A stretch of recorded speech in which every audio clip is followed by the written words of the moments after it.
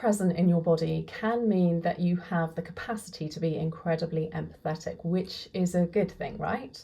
But being an empathetic person can mean that you take on too much of other people's emotions. So how do you deal with that? I'm talking about the gift and the tool of being able to dip in and out of emotions consciously. I'm Savannah Alalier, and welcome to the latest episode of High Functioning Human podcast, where you get to connect to yourself as a high functioning human. When you walk through life thinking of emotions as things that happen to you, it's as if you're a child with someone else choosing which stories to read to you, choosing which reality you get to experience. Yes, sometimes it's nice to be a passenger, but it can leave you a little directionless, which is less than ideal when it comes to your emotional well-being. But what if you could reframe your perspective to see emotions as things that you can actively choose? This is a process that I'm calling conscious caring, and it's a really important skill because strengthening your emotional capacity helps you to feel both your own and other people's emotions within that capacity. I've spoken in the past about emotional infiltration and how, unless you're careful, overexposure to other people's emotions or negative news can affect your emotional state. If you're an empathetic person, when it comes to people you love and care about, you can genuinely feel their pain as your own, which can get quite intense, let's be honest. So what can you do to strengthen your emotional capacity? Let's carry on with the story idea, as it's quite a nice one to visualise, and I think it might make it easier to explain this process. Imagine your inner space as a library, the story in each book representing a story that you've been told or that you tell yourself. Just like a library is broken up into sections depending on the reading level, emotional processing can sit at different levels too. So when you allow others to choose the stories or the emotions that you experience, you stay at an entry level where you're looking at picture books and the ABCs. If you want to get beyond that to direct emotions that you experience, you have to learn how to read. And just like a child learning to read, to progress from that entry level takes time and effort. And at the beginning, even the idea of reading to yourself is a huge task. You'll find it easier to go back to familiar books, familiar emotions, staying in stories that you recognise. But if you choose to build your emotional capacity further, you will eventually be comfortable enough to be able to select unfamiliar books and to access unfamiliar emotions, and your whole inner library will be available to you. Okay, I hear you say, I'm an avid reader now and I know all about emotions and feeling deeply and I'm really good at it. Am I done?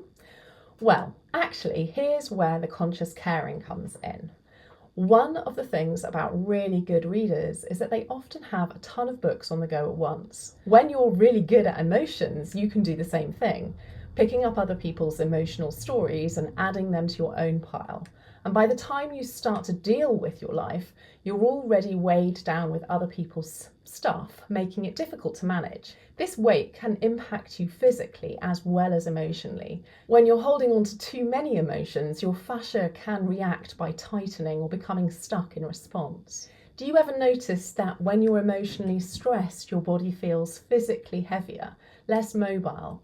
That's exactly what I'm talking about. That heaviness is your fascia asking you to put down those emotions. Conscious caring is about being able to empathise in a way that supports your fascia, and it involves two stages.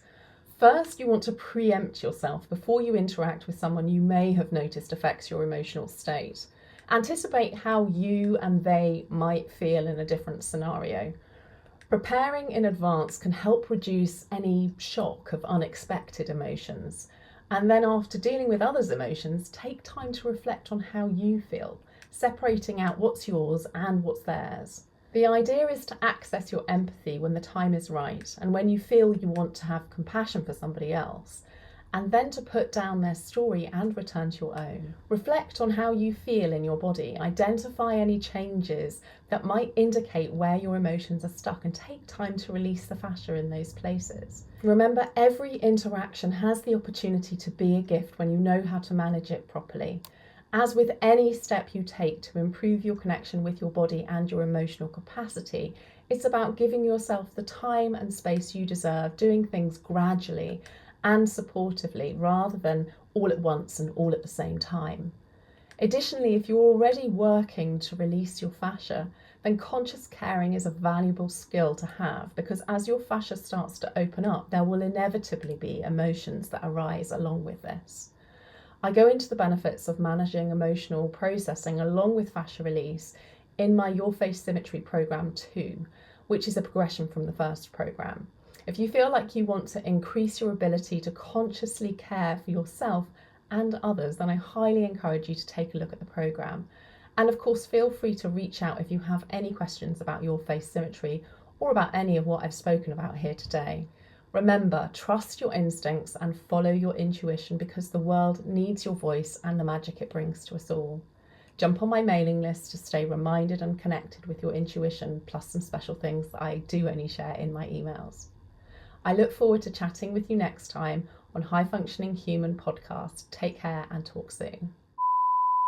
Conscious caring. I nearly said caking, but it's not caking. Conscious caking would be really interesting. Yes. We're rolling anyway. We're So rolling. let's test this out. Conscious caring. Present. Super fast, man. How do we slow this fucker down? Whose phone just vibrated?